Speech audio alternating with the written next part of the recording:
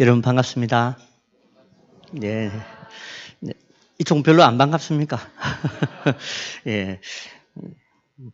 네. 어디 뭐 절에서 나왔나 좀 그런 걱정을 하시는 것 같은데 그렇지는 않습니다. 네.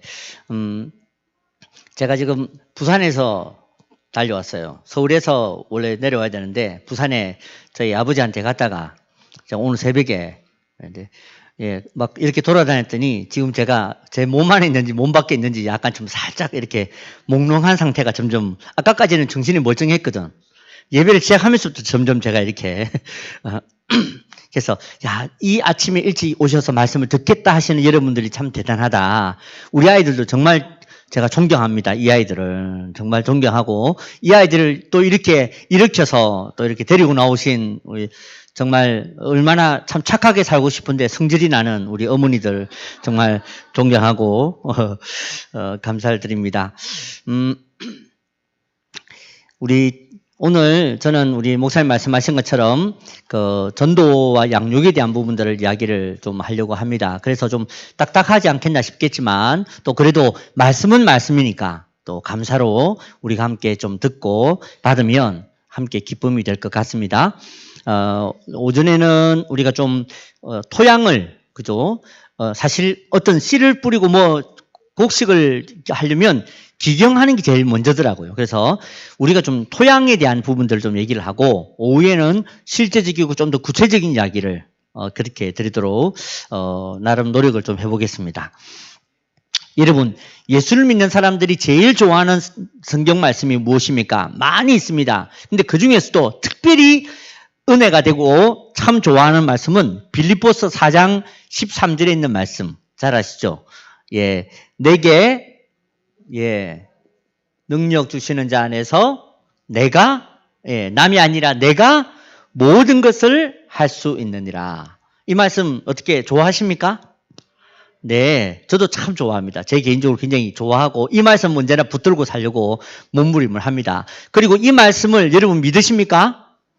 다시 한 번 더, 내게 능력 주시는 자 안에서 내가 모든 것을 할 수 있느니라. 네. 이제 저는 오늘 와서 이렇게 말씀을 전하지만 제가 남의 얘기를 하는 것이 아니고 늘 목사님께서 여러분들에게 피를 토하며 전하시던 말씀이라서 아마 좀 비슷한 말씀이 좀 맥락이 있을 것 같아서 항상 뭐 이렇게 늘 잘 듣는 말씀이니까 양해를 좀 하십시오. 여러분, 그런데 우리는 의외로 이 말씀을 가지고 살아가면서도 우리의 삶에 많은 실패를 좀 봅니다. 예, 여러분 가운데 최근에 아주 특별하게 하나님의 응답을 자주 받고 살았다. 모든 거 할 수 있다면서, 그지? 그런데 할 수 있습니까? 하면 가만히 있어봐라, 이렇게 되는 거죠. 나도 열심히 예수 믿고 나도 열심히 신앙생활 하는데 왜 저 집사님은 좀 응답이 잘 되는 것 같은데 왜 나는 응답이 잘 안 되지? 내가 지금 교회를 다니고 열심히 교회를 다니면서 예수를 믿고 헌금생활, 신앙생활, 성가대 뭐 모든 것을 다 하고 있는데 왜 나는 이렇게 나에게 문제가 있을까라는 좀 그런 생각을 하게 됩니다. 왜 남들은 모든 것을 할 수 있다, 아멘, 잘 되는데 왜 나는 모든 것을 할 수가 없지? 그리고 우리는 그것을 어떻게 합니까? 숨기며 삽니다. 모든 것을 할 수 있는 척 하면서. 그죠? 예, 저도, 제가 이렇게 기도를 해보니까, 전에도 말씀드렸습니까? 한번 왔을 때, 제가 어느 권사님을 위해서 제가 기도를 해드렸는데, 그분이 폐암으로 한 달 사신다고 그랬거든. 제가 기도를 해드렸는데, 그 다음 주 해가지고 2주 만에 돌아가셨어요. 아, 나한테 이상한 은사가 있구나. 제가 그다음부터는 되도록이면 기도를 좀 안 합니다. 그리고 제가 얼마 전에 또 기도를 했는데, 제가 이제 또 집회를 가면 좀 약간 오버하는 게 있어가지고, 여러분 가운데 기도 받으실 분들 했더니 어떤 분은 손을 딱 들더라고. 딱 나오는데 보니까 교통사고를 당해가지고 다리를 잘 못 쓰는 거라. 그래서, 이거는 보험 처리를 해야지 왜 나한테 왔지? 이걸 내가 어떻게 고치나? 근데 문제는 또 그분이 또 방글라데시 사람이야. 말도 안 되는 게, 나도 영어 못하고, 지는 한국말 잘 못하고, 오케이? 뭐, 이 정도로. 그래가지고 제가 기도를 막 했습니다. 주여, 이 다리를 막 열심히 기도했는데, 나중에 들어보니까 다른 쪽 다리래. 놀러 와라. 또. 그래, 열심히 기도했는데, 안 낫더라고. 다른 사람들은 얼마나 울면서 아멘 그리고 주여 방글라데시 이 먼 곳에서 이곳까지 와서 얼마나 힘들고 고생이 많습니까? 고쳐주시옵소서. 두 번째 기도였습니다. 그래도 또 멀쩡한 게 아니라 계속 아프대. 그래가지고 또 세 번째 안 되더라고. 그래서 그냥 주님께 영광의 박수 드리고 그냥 집어넣었지 뭐. 그러면 우리 마음에 찾아오는 것이 있습니다. 그게 바로 뭐냐면 주님에 대한 섭섭함이야. 예, 주님 기왕이면 내 기도도 좀 들어주시지. 왜 저 집사님한테는 되고 왜 나한테는 응답이 안 됩니까? 심지어는 한국교회의 많은 대축교회 목사님들이 이 섭섭함을 가지고 살아갑니다. 여러분 섭섭해도 이번 주에 주일학교 교사해야 돼. 그죠? 섭섭해도 나와야 되는 거라. 그러면 섭섭함이 어디 갑니까? 내는 계속 갖고 있지. 지난 한 주간 동안 내가 섭섭하게 주님께 대하여 섭섭하게 살았는데 오늘 여기 와서 앉아있다니까. 그리고 우리는 어떻게 살아가냐면 이것을 가지고 주님과 적당한 거리를 두고 살게 됩니다. 전에 내가 예수를 처음 믿었을 때는 주님만 믿으면 만사형통이고 주님만 믿으면 모든 것을 할 수 있느니라 아멘 막 그러고 주님 앞에 붙들고 막 했는데 그 주님께 모든 것을 바치고 모든 걸 바쳤더니 집이 망하더라는 거지. 그죠? 모든 것을 바치고 주를 위해 살면 주님이 나를 살려주셔야 되는데 그러지 못하더라는 것입니다. 네. 그래서 우리에게 오는 문제가 내가 주님만 의지해가지고는 살 수 없구나라는 것을 경험하고 살더라는 것입니다. 그래서 우리는 어떻게 합니까? 주님을 열심히 믿고 열심히 사랑하지만 주님 아시죠? 예, 제가 빨리 다른 거 좀 해놔야 됩니다. 다른 좀 보험도 좀, 보험 양해하십시오. 그 보험 말고 말입니다. 내 인생에 좀 여러 가지 안전장치를 좀 만들어 놓고 살아야 됩니다. 내가 주를 믿고 살았더니 내가 시급했습니다. 경상도 말로. 그래서 우리가 점점 주님과 어떻게 된다고? 거리가 생긴다고요. 왜? 주님이 이번 주에 응답 안 하실 것 같거든. 그렇지 않습니까?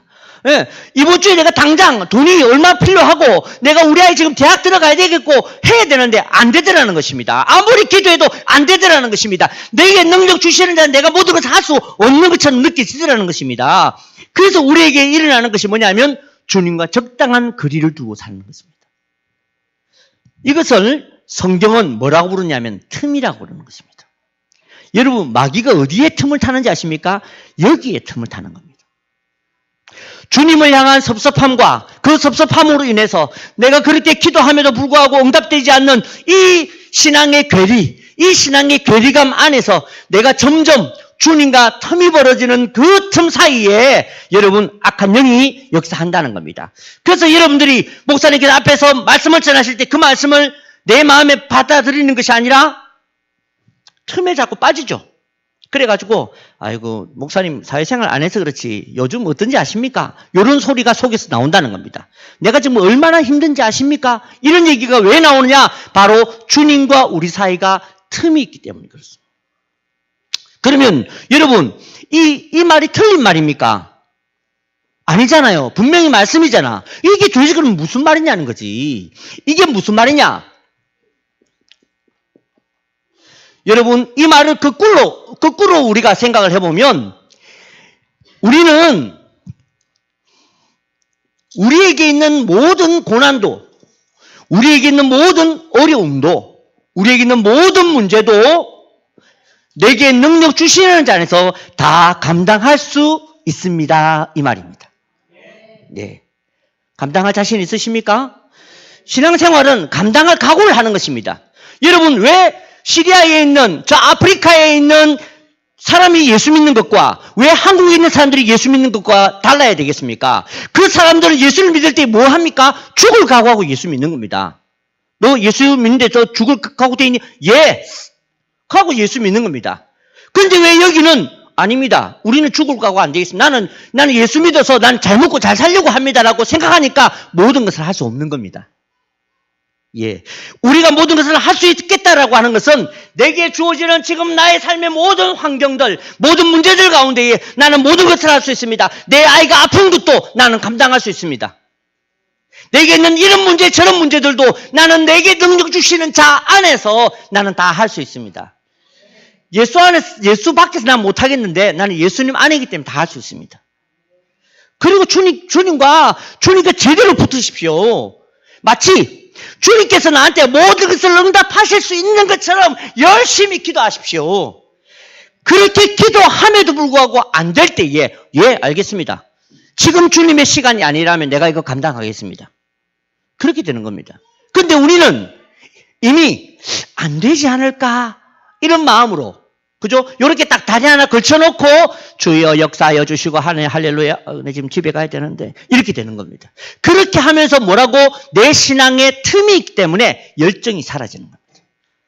주님을 향한 기쁨도 사라지고 예배도 회복되지 않고 주님을 향한 뜨거운 기도의 시간도 언제적이었는지 그렇게 되는 이유가 바로 뭐냐? 바로 이 문제 때문에 일어난다라는 것입니다. 여러분 이게 이런 문제가 있다 정도의 수준이 아니라 이렇게 되면 우리에게 일어나는 현상이 있습니다. 성도에게 일어나는 현상. 그것을 오늘 본문은 뭐라고 얘기하냐면 가뭄이다라고 얘기하는 겁니다. 예. 여러분 성경은 때로는 지금 우리 삶의 현상에 대해서 얘기하지만 영적인 부분도 가르치고 있습니다. 그래서 구약에 나와 있는 말씀은 대부분 영적인 부분들을 가르치는데 오늘 예레미야 14장 1절에 보니까 이것은 내가 가뭄에 대하여 그죠? 14장 1절에 가뭄에 대하여 예레미야에게 주신 말씀이다라고 딱 되어 있습니다. 다시 말해서 바꿔 얘기하면 이것은 우리 신앙의 영적 가뭄에 대해서 주님이 말씀하시겠다는 것입니다. 그래서 이 말씀만 우리가 잘 공부하고 잘 배우면 내 신앙에 찾아왔던 우리의 가뭄을 우리가 해결해 나가고 풀어나갈 수 있겠다는 것입니다. 네. 그리고 왜 이것을 풀어나가야 되느냐? 이 가뭄이 우리에게 있는 상태로는 절대로 여러분들은 모든 것을 할 수 없다니까. 여러분들이 이 상태에서는 절대로 여러분들에게 어떤 것도 회복되지 못한다는 것입니다. 우리 교회가 겉으로 그냥 예쁘고 아름답고 성도들이 많고 이게 문제가 아니라니까요. 한국 교회에 성도들이 없어서 문제입니까? 그렇지 않습니다. 그래서 우리는 여러분 우리에게 찾아온 이 가뭄을 내가 어떻게 해결해야 될 것인가? 그리고 도대체 가뭄이 일어나면 도대체 어떤 문제가 일어나는지 그리고 가뭄을 왜 지금 이 목사가 와서 말씀을 전하고 있는지 우리가 함께 생각을 해보자는 것입니다. 그래서 이 가뭄이 우리에게 일어났을 때에 우리는 이 가뭄이 어디에서 어떻게 찾아왔는지를 찾아봐야 됩니다. 가뭄이 일어나면 어떤 현상이 일어나느냐? 첫 번째는 성경은 부끄러움을 당한다 그렇게 되어 있습니다. 3절과 4절입니다. 혹시 자막을 비춰줄 수 있겠습니까? 네. 3절과 4절을 다 같이 읽겠습니다. 시작. 귀인들은 자기 사환들을 보내어 물을 얻으려 하였으나 그들이 우물에 가서도 물을 얻지 못하여 빈 그릇으로 돌아오니 부끄럽고 근심하여 그들의 머리를 가리며 땅에 비가 없어 지면이 갈라지니 밭 가는 자가 부끄러워서 그의 머리를 가리는도다. 아멘. 부끄러움을 당합니다. 그런데 보니까 나중에 보면 주인이 부끄럽지 않고 종이 부끄럽대요. 시키기는 주인이 시켰거든. 그죠? 귀인이 종한테 가서 물 들여와라 그랬는데 종이 가서 물을 들여라 갔는데 물이 없으면 주인이 부끄럽던지. 그죠? 자기가 시켰으니까. 근데 성경은 철저히 종이 부끄럽다고 얘기를 하는 것입니다. 오늘 여러분들이 주의 종으로서 부끄럽다니까. 부끄럽게 된다는 것입니다. 그러면 여러분 무엇이 부끄러운가? 우리는 지금까지 우리 인생 세상은 가르치기를 야 너희들 가난하면 부끄럽다. 너희들 병들면 부끄럽다. 너희들 망하면 부끄럽다고 우리에게 가르칩니다. 하지만 성경은 주님은 우리에게 우리가 가난하지 않으려고 다른 사람을 괴롭히는 것이 부끄러운 것이라고 얘기하는 겁니다. 내가 망하지 않으려고 다른 사람을 망하게 하고 내가 망하지 않으려고 하는 그것이 부끄럽다는 것입니다. 지금 그리스도인들이 바로 이런 부끄러움을 당한다는 것입니다. 너무 오랫동안 주님과 멀어진 상태로 살다 보니까 내가 나를 살리면서 살아야 돼. 내가 안 망하게 두고, 내가 거지가 안 돼야 되겠고, 내가 가난하지 말아야 되겠고, 내가 힘들지 말아야 되겠고, 내가 그렇게 하는데 여러분을 보고 있는 밖에 있는 사람들이 오히려 여러분들을 보면서 손가락질을 한다는 것을 잊지 마십시오. 때로는 그리스도인이라는 것은 주님이 여러분들을 가난케 하실 때에 그 가난을 감당하기로 결정하는 것이 그리스도인입니다. 죄송하지만 이 사업을 하시는 양해하십시오. 주님이 여러분들을 혹여라도 망하게 하기를 원하신다면 예, 주님, 나 이거 너무 힘든 시간이겠지만 제가 한번 망해보겠습니다. 하고 그렇다고 이제 나 이제 망한다 이러지 마시고 최선을 다하십시오. 그럼에도 불구하고 주님께서 나의 손을 잡으신다면 주님, 제가 당신을 위해서 한번 망해보겠습니다. 여러분, 지금 기독교인들 중에서 많은 기독교 지도자들이 지금 얼마나 망하지 않기 위해서 얼마나 많은 술수를 쓰고 있습니까? 그래서 남들은 다 안다니까. 자기는 몰라. 자기는 지금 어떤 지금 거짓말을 하고 어떻게 자기가 이걸 수습하려고 안 보이게 하려고 나 지금 이런 죄 안 지었다. 나 이렇게 안 했다. 얼마나 그렇게 수습을 하려고 합니까? 그런데 세상 사람들은 다 보고 있다니까. 다른 사람들은 보고 있어. 그게 얼마나 더 큰 부끄러움입니까? 그죠? 양해하고 들으십시오. 지금 우리나라에 우리 한국 교회에 그것도 저 중앙 쪽에 제가 서울에 있는데 그 동네는 난리가 났지 않습니까? 태극기가 날아다니고 뭐 성조기 날아다니고 그렇지 않습니까? 근데 태극기 날아다니고 하는데 미안하지만 나는 그 기독교 아닌 것 같아. 난 좀 그 사람들 아는 척 안 하고 싶어. 내 아는 목사님 그 막 손 흔들고 있더라고. 카메라 지켜가지고. 내가 부끄러워가지고. 여러분 그게 뭐라고요? 가뭄이라고요. 근데 이것이 감으로서 그런지 모른다니까. 여러분, 우리 여기 순천은 멀다. 서울이랑. 예, 택도 없는 소리입니다. 4시간이면 내려옵니다.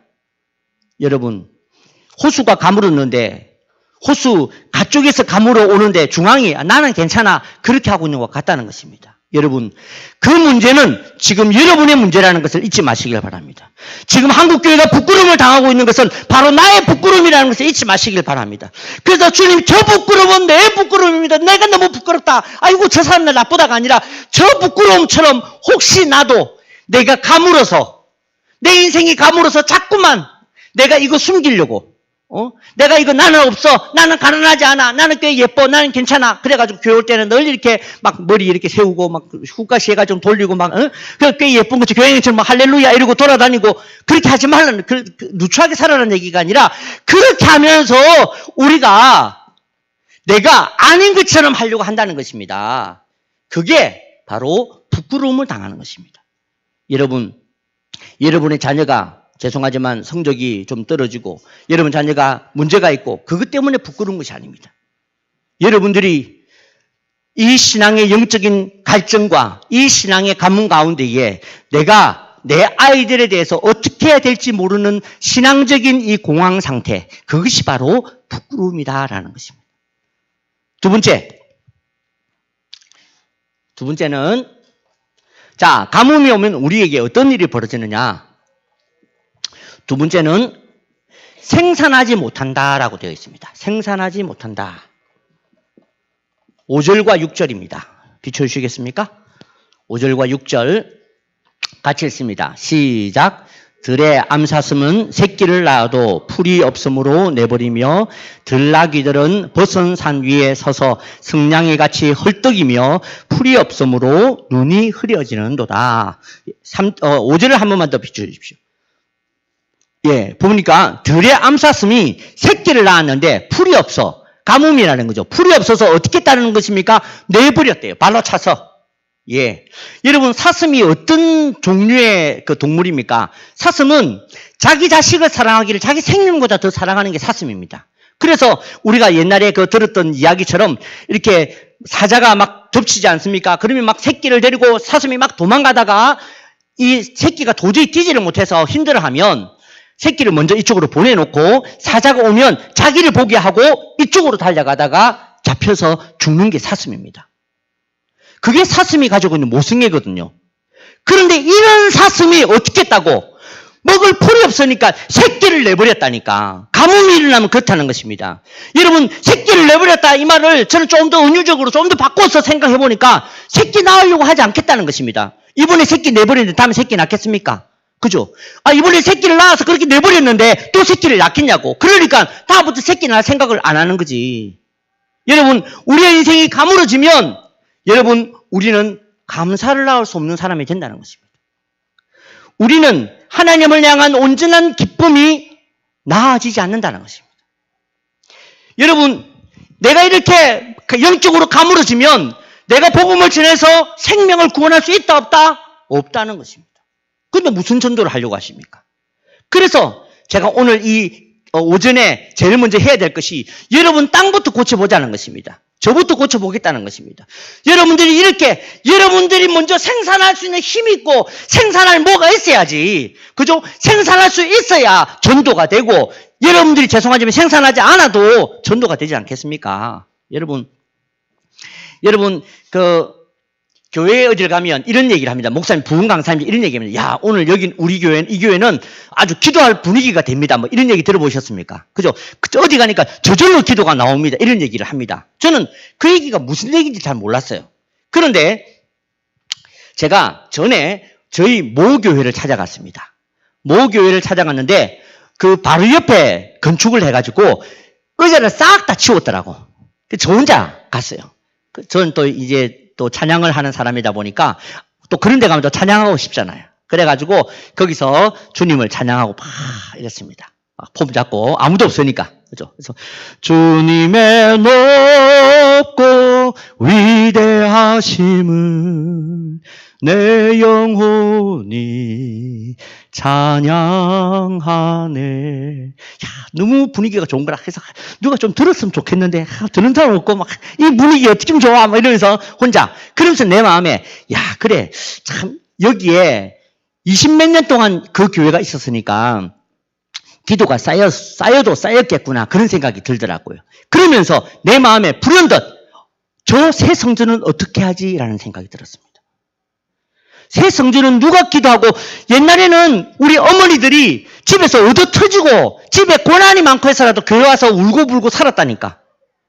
그것 때문에 기도가 쌓여서 거기는 누구든지 가면 기도하고 은혜 받고 예수 믿게 되더라는 것입니다.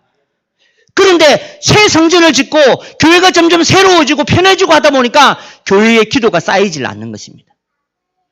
성령께서 이 자리에 임해 계십니다. 맞습니까? 예, 성령님은 멀리 계시다 오시는 분이 아닙니다. 항상 이 자리에 계십니다.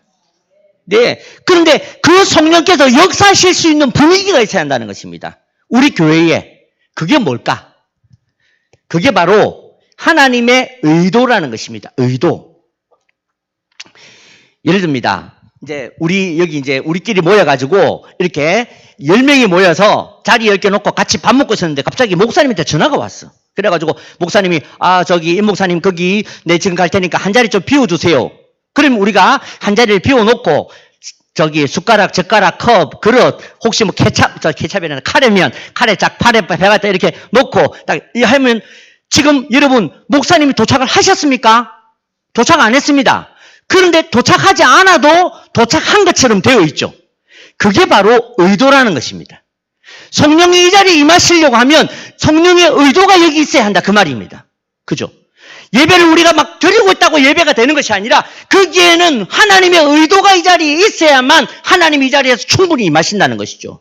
여러분의 가정도 마찬가지입니다. 굉장히 오늘 이건 진짜 정말 내가 오늘 와서 밥값하는 겁니다. 이 얘기는. 왜냐하면 이거는 어디 가서 못 듣는 이야기니까. 제가 실제로 경험해보고 제가 배우고 제가 해보니까 그렇구나. 그러면 하나님의 의도가 뭐냐? 하나님의 의도를 신약에서는 뜻이라고 그랬습니다. 뜻. 하나님의 뜻이라고 나와 있는 성경이 뭡니까? 제가 해보겠습니다. 항상 기뻐하라, 쉬지 말고 기도하라, 범사에 감사하라. 이는 너희를 향하신 하나님의 뜻이다. 그렇게 되어 있죠. 예수 안에서. 자, 그러면 하나님의 뜻이 뭐냐면 우리가 항상 기뻐하는 것이 하나님의 뜻이야. 그래서 여러분 예배 전에 그 다음에 예배 시간 이 자리에 우리에게 뭐가 있어야 한다는 얘기입니까? 기쁨이 있어야 한다는 얘기입니다. 하나님을 향한 기쁨이. 그죠? 그 다음에 우리가 교회에 오면 왜 기도를 시작합니까? 기도하는 것이 하나님의 의도거든요. 그리고 여기에 감사가 넘쳐야 돼. 하나님을 향한 감사가. 그래야 그 예배에 하나님이 임하시죠. 네. 그런데 저는 이걸 딱 보니까 제가 깨달은 것이 있습니다. 그게 뭐냐면 이게 바로 성경이 가르치는 샌드위치 기법이야. 샌드위치 아십니까? 가운데 패트 있고 위에 빵, 아래 빵. 자, 요건 지워도 되니까. 자, 샌드위치 위에 빵, 가운데 페트, 아래 빵. 그죠? 자, 가운데는 뭡니까? 기도하라. 쉬지 말고 기도하라죠. 그러면 위에 빵은 무엇입니까? 기쁨이야. 항상 기뻐하라. 밑에는 감사야. 그래서 우리는 기도를 어떻게 한다는 얘기입니까? 기쁨과 감사로 함께 드리는 것입니다. 이게 순서대로 항상 기뻐하라, 쉬지 말고 기도하라 보면 이 얘기가 아니라 이것이 내가 기도할 때 기본적으로 가지고 있어야 되는 거구나. 근데 이 기쁨이 주여 감사합니다, 기쁩니다. 이거는 병원 가야 됩니다. 그죠? 그렇게 기쁜 거 말고 여기서 말하는 기쁨이 뭐냐면 하나님을 부르는 이름입니다. 시편에 나와 있잖아. 주님은 우리의 산성이십니다. 주님은 우리의 피난처십니다. 이게 바로 하나님을 기뻐하는 것입니다. 내가 주님 기쁩니다. 내가 주님 내 응답해서 기쁩니다. 이러면 기도 안 된다니까 오히려. 왜? 기쁘지 않으니까 사실은. 근데 나는 지금 힘들고 어렵지만 주님은 나의 의지이십니다. 나의 힘이십니다. 나의 목자가 되십니다. 이렇게 주님을 부르기만 불러도 그게 바로 주님을 기뻐하는 것이고 그리고 주님을 감사하는 것이 되어야 되는 것입니다. 그것이 우리 안에 예배 전에 충분해야 됩니다. 그래서 성도 여러분 오셔서 여기 앉아가지고 그냥 주님 안녕하십니까? 이러고 벌떡 일어나지 마시고 주님께 주님을 높여드리십시오. 예, 주님께 기뻐하십시오. 주님을 감사하십시오. 그래서 이 자리에 오는 모든 사람들은 내가 말씀드렸죠. 내게 능력 주시는 자에서 내가 모든 것을 할 수 있느니라 이 말씀에 실패한 사람들이 와가지고 울고불고 하는 자리가 아니라 그 삶을 내가 모든 것을 할 수 있습니다. 나는 가난도 할 수 있습니다. 고난도 할 수 있습니다. 어려움도 할 수 있습니다. 나는 그 하나님을 찬양합니다. 그 하나님을 신뢰합니다. 그 하나님을 예배합니다. 그리고 와서 주님을 기뻐하고 주님을 찬양하고 주님께 감사할 때에 이 자리에 그 성령의 충만함이 있다는 것입니다. 그것이 예배인 것입니다. 그리고 거기에 사람들이 왔을 때에 은혜의 압도가 되지 않겠습니까? 그죠? 우리가 데리고 왔는데 오히려 여기가 시베리아 벌판이야. 그럼 나가지 그 불신자가. 그렇지 않습니까? 그 사람이 다 와서 앉아있는데 전혀 여기 있는 사람이 기쁘지도 않고 여러분 기쁘지도 않고 감사하지도 않는데 사람들 데려오는 걸 뭐라고 그러는지 아십니까? 다단계라고 하는 겁니다. 금당 동부교회를 다단계로 만들지 마십시오. 여러분은 하나도 안 기쁜데 여러분은 이 말씀이 하나도 확신이 되지 않는데 하나도 내가 막 믿음으로 맞습니다. 이렇게 할 수 있습니다. 이렇게 전혀 안 놓은다니까. 할 수 있는데 좀 안 되더라 요즘 나는. 아마 옛날에 좀 약발이 다 됐는가 봐. 이런 식으로. 그렇게 우리가 생각하고 내 옆에다가 불신자를 앉혀놓으면 그 사람에게서 무엇이 생산이 되겠냐고요. 그 사람이 생산이 되어야지. 근데 우리가 어떻게 한다는 얘기입니까? 내버린다니까. 속 시끄럽다. 지금 나 예수 믿기도 힘들다. 내 신앙생활 하기도 힘들고 나 지금 성가대하고 교사하기도 바쁜데 어떻게 전도하겠냐고. 여기 있는 사랑하는 성가대 여러분 그렇지 않습니까? 성가대를 자꾸 하다 보면 체질상 전도를 못해. 왜? 성가대 한다고. 그렇게 만들지 마십시오. 그죠? 어떤 방법으로 그래서 전도를 해야지.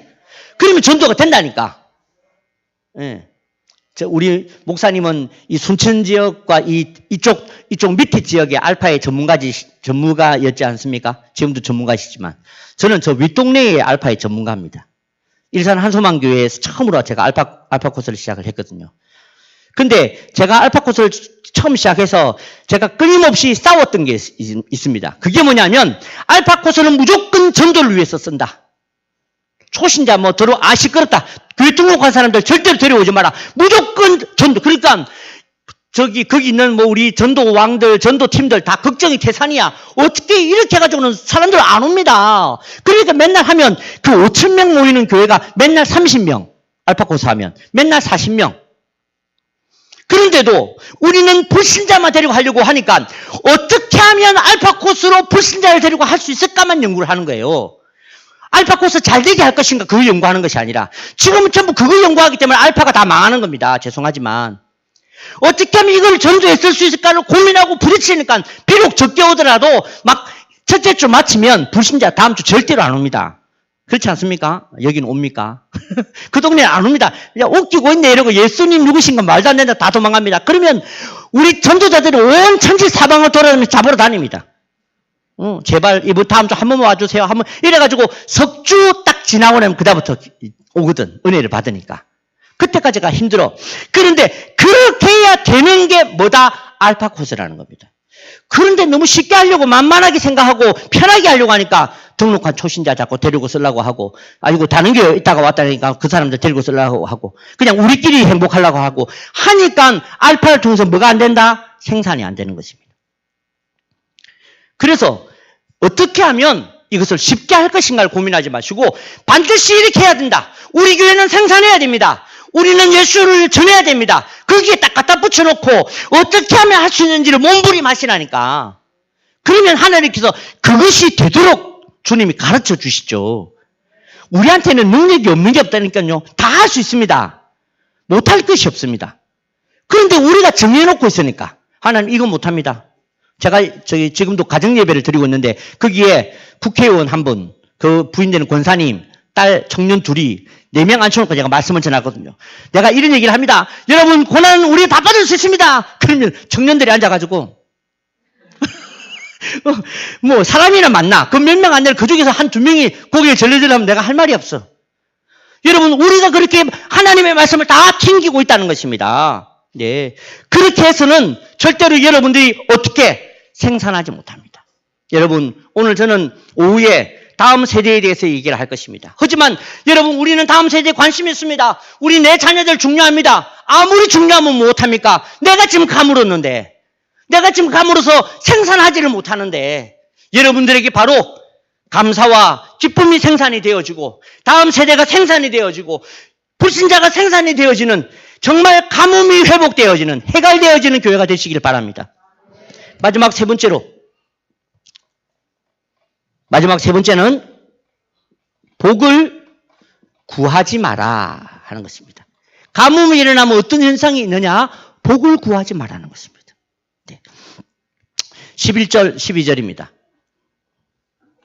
예, 11절 12절을 잠깐 비춰주십시오. 다 같이 읽겠습니다. 시작.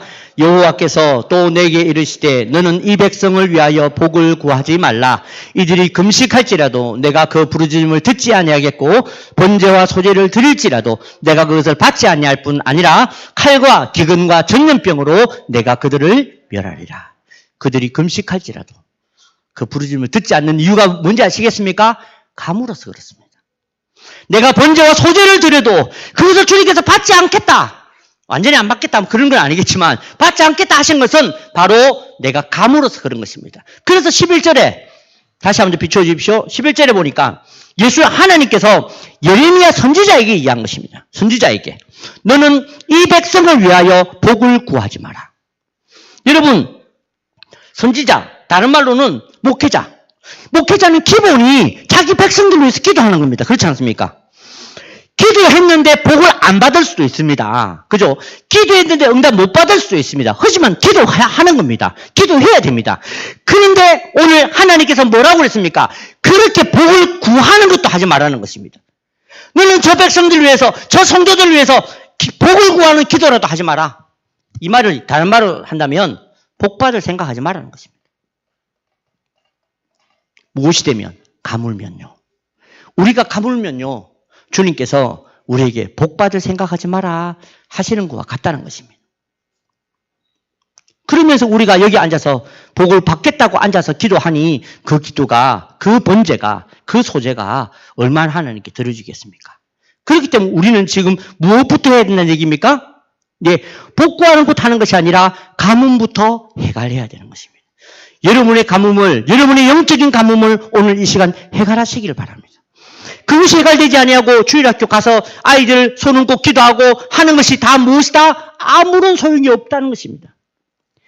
내가 우리 교회의 다음 세대를 위해서 기도하고 다음 세대를 전도한다고 몸부림을 해도 그것은 아무런 소용이 없구나. 이것을 발견케 되어지는 여러분들 되시길 바랍니다. 그러면 마지막으로 어떻게 우리는 이 가뭄을 해결할 수 있습니까? 저는 두 가지로 말씀드립니다. 하나는 인정, 두 번째는 갈망입니다. 먼저 첫 번째로 여러분이 내가 가뭄 가운데 있습니다를 인정하는 여러분들이 되시길 바랍니다. 가물지 않았으면 괜찮습니다. 근데 혹여라도 여러분이 내게 능력 주시는 자 안에서 이 말씀 때문에 혹시 한 번이라도 섭섭해 보셨다면 주님 앞에 주님, 내가 이것을 이렇게 몰랐습니다. 이런 식으로 몰랐습니다. 저는 다 할 수 있다. 나는 만사형통이라고만 생각했는데 그게 아니었군요. 주님, 내가 이 사건에 대해, 이 사실에 대하여 가물었습니다. 주님, 내 열정이 지금 가물어 있습니다. 나는 가뭄 현장에 있습니다. 나는 지금 가물었습니다라고 자기 자신을 인정하는 사람이 그때로부터 그 가뭄이 다시금 회복될 줄로 믿습니다. 성경을 읽어보시면 성경에서 말하는 복음이 무엇입니까? 네가 죄인인 것을 인정해라라는 사실입니다. 성경에 보면 누굽니까? 혈루증 앓던 여인이 그 전에 보면 세상 모든 사람들 의원에게 돈을 다 주어서 자기 병을 고치려고 합니다. 그죠? 그랬는데 그다음 무엇입니까? 예수밖에는 나를 고칠 자가 없구나. 그것을 인정하게 될 때 예수께로 출발하는 것입니다. 예, 이해가 되십니까? 우리는 지금 주님, 저는 주님의 도움이 필요합니다를 이 시간 인정하면서 출발해야 한다는 것입니다. 두 번째는 갈망이라는 것입니다. 갈망은 무엇입니까? 내가 이 문제가 해결될 때까지, 오늘 내가 주님으로부터 이 가뭄을 내가 해결할 때까지 내가 주님 앞에 엎드리겠습니다. 집중하시길 바랍니다. 오늘 기도하고 안 되면 내일도 와서 계속 그것을 위하여 기도하시길 바랍니다. 갈망하시길 바랍니다. 얼마나 갈망을 해야 되느냐면 여러분들이 웅덩이를 파지 마시고 우물을 파는 사람이 되도록 갈망하시길 바랍니다. 웅덩이는 무엇입니까? 웅덩이는 몇 번 파다 보면 물이 살살살 올라와. 그게 웅덩이야. 혹시 옆에 있던 물이 흘러왔는지 그건 모르겠지만 하여튼 대충 파면 한 1m 파면 나옵니다. 그럼 그거 보고 물 나온다 이러고 우리가 집에 간다니까.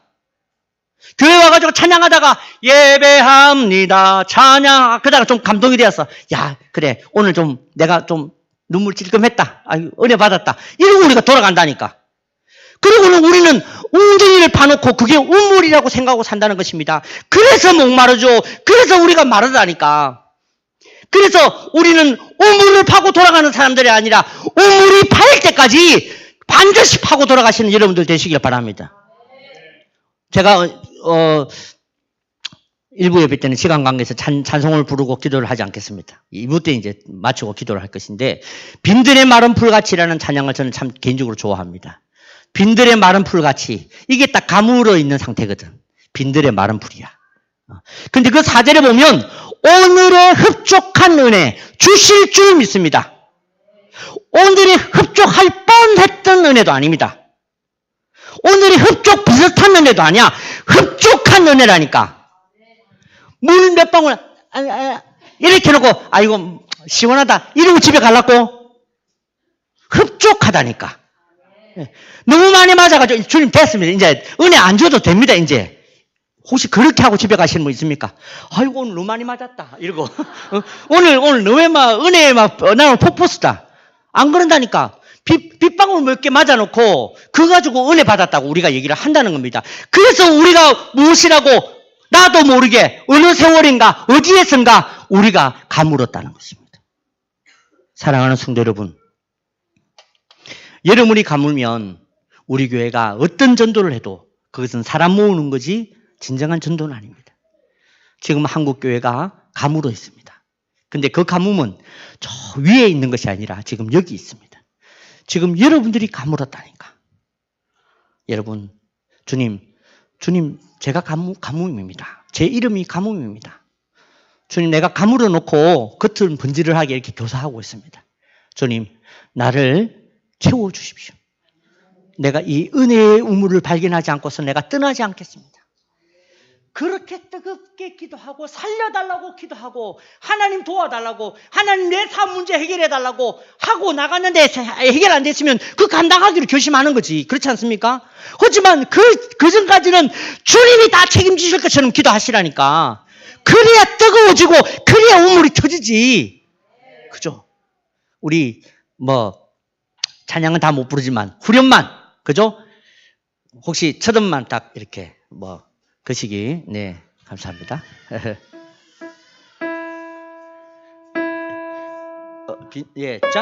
그렇죠. 예. 한번 다 같이 불러보고 같이 한번 정말 여러분들의 가뭄에 대하여 하나님을 독대하시고 하나님 인정하시고 갈망하시길 바랍니다. 가물어 메마른 땅에 단비를 내리시듯 성령의 단비를 부어 새 생명 주어. 우리 1절만 다 같이. 빈들의 마른 불같이, 빈들의 마른 불같이 시들은 나의 영혼, 주님의 약속한 성령 간절히 기다리네. 가물어 메마른 땅 단비를 내리시듯 성령의 단비를 부어 새 생명 주옵소. 한 번만 더. 가물어 메마른, 가물어 메마른 단비,